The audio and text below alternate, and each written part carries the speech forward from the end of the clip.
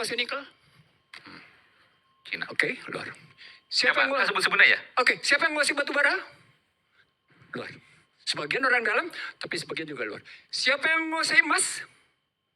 Seterusnya luar. Oke, muncullah undang-undang IKN yang kemudian tidak berdaya apa-apa, itu IKN. Muncullah undang-undang kesehatan yang membuat rakyat Indonesia sesungguhnya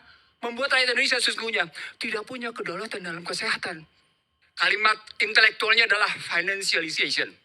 Yang kaya makin kaya, yang miskin makin miskin. Gampang. Mau bukti? Mari kita bukti sekarang.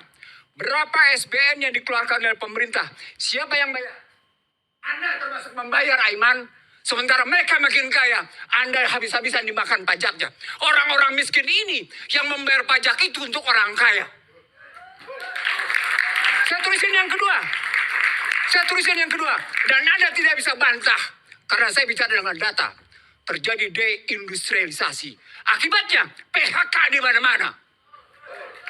Apa kaitannya deindustrialisasi dengan kekuatan oligarki tadi yang mendukung pemerintah? Karena sistem membenarkan bahwa lebih asik main di sektor keuangan daripada berjalan dalam sistem hukum yang tidak punya kepastian. Mereka mendapatkan karpet Dan merah. itu kemudian hukumnya bisa dibeli. Itulah wujudnya koalisi menjadi alat kekuasaan. Tuh, kayak gitu. Itulah Jadi yang awal. disebut oleh Huniani tadi, itu bagian dari proses pembuktian itu. Ada yang ketiga, Iman. Ada yang ketiga.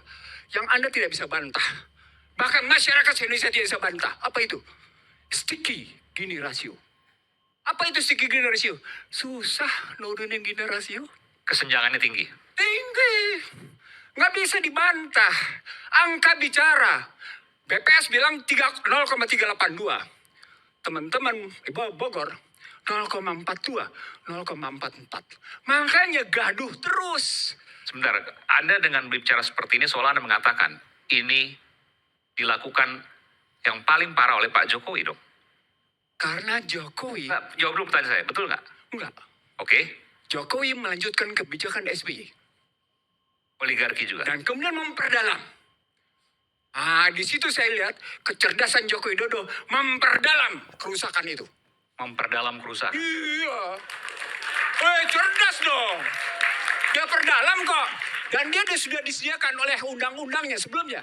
Saya bukan sama Anda. No. Ini riwayat ekonomi politik hukum. Tidak sembarang lihatnya.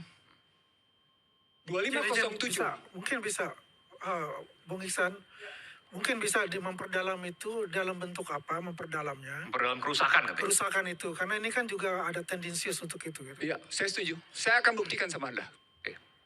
Saya protes di Mahkamah Konstitusi Undang-Undang 2507. Karena menempatkan azas non-diskriminasi. Karena memberikan hak atas tanah 90 tahun. Karena menyamakan posisi repatriasi. Bebas menarik keuntungan kapan saja. Karena itu dihapus istilah PMDN. Oke? Dampak dari sana, salah satu penilaian yang muncul dari Bank Dunia. Indonesia telah mengalami kebebasan di berbagai sektor dengan sangat memuaskan. Artinya Indonesia sudah sangat liberal. Apa dampaknya? Orang asing begitu enak menguasai. Struktural. Orang asing menguasai sumber daya, produksi, distribusi, logistik. Contoh realnya dan efek buruknya. Contoh realnya. Oke. Siapa yang kuasai nikel? Cina. Oke, luar.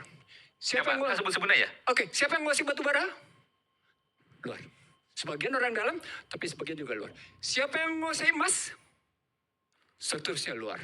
Oke, sejumlah mineral itu di dalam sedemikian rupa. Dan dibikin lagi undang-undang tentang 38 tahun 2008 tentang bagaimana MEA. Tentang azas non-diskriminasi.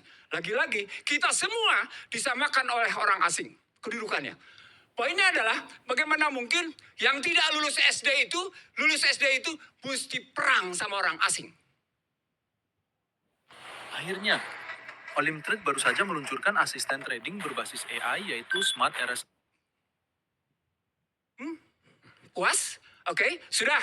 Dari sana kemudian terjadi lintas kebebasan para pekerja. Maka datanglah orang-orang asing itu. Artinya SBY menyediakan itu lewat undang-undangnya. Joko Widodo kemudian menerbitkan berbagai kebijakan. Termasuk visa. Visanya kan bebas visa. Kebebasan visa, habis-habisan. Lalu kemudian ada juga second home visa.